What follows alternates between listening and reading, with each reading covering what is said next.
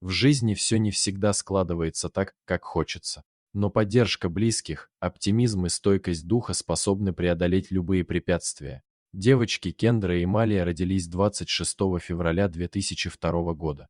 Но на свет появились непростые малышки. Семья Херин пополнилась сиамскими близняшками. У девочек были общие важные органы, толстая кишка, мочевой пузырь, печень, одна почка и пара ног на двоих. Сестры были соединены в области живота.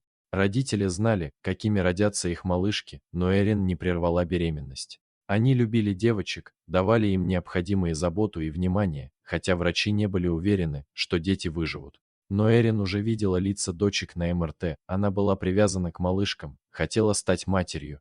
Женщина просто не могла избавиться от детей. Родители обожали девочек, а те росли, принося много радости маме и папе. Вот только когда малышки подходили к 4-летнему рубежу, врачи поставили Эрин и Джейка перед нелегким выбором, разделять сестер или нет.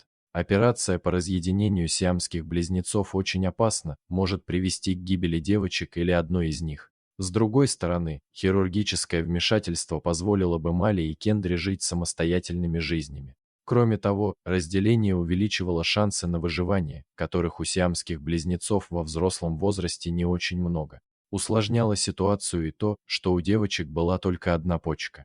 Врачам пришлось долго совещаться, но в итоге они решили, что орган останется у Кендры, а Мали пересадят трансплантат. Родители долго решались на сложный шаг, но в итоге осмелились на операцию. И когда девочкам исполнилось 4 года, команда опытных хирургов в составе 6 человек приступила к операции.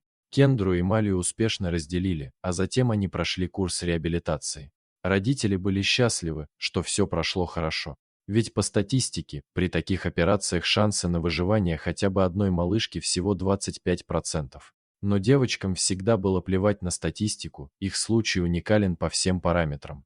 Малышки были первой парой сиамских близнецов с одной почкой, которых успешно разделили. Однако впереди их ждали долгие годы восстановления, обучения самостоятельной жизни, болезненных процедур. У каждой девочки осталась одна нога, Мали требовался диализ. Каждая малышка училась заново ходить. Но они были живы и отделены друг от друга, а это самое важное. Однако далеко не все шло так, как хотелось. Скоро Мали потребовалась новая почка, трансплантат не прижился. Эрин, не задумываясь, отдала свой орган девочке.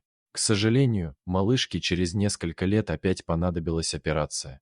На этот раз почку пожертвовал анонимный донор. Сейчас необычным сестрам по 20 лет, они продолжают жить в своем родном Солт-Лейк-Сити.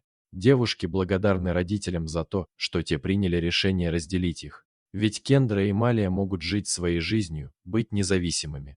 Малия открыла в себе склонности к графическому дизайну. Она поступила в колледж на эту специальность, очень радуется возможности окунуться в новую жизнь, изучать то, что нравится. Родители Херин вызывают настоящее восхищение. Они не отказались от своих детей, хотя понимали, сколько сложностей ждет их семью. А девочки проявили невообразимую стойкость и тягу к жизни, никогда не теряли оптимизма, несмотря на трудности. На этом все, друзья. Делитесь этой удивительной историей, пишите комментарии и ставьте лайки. Пока.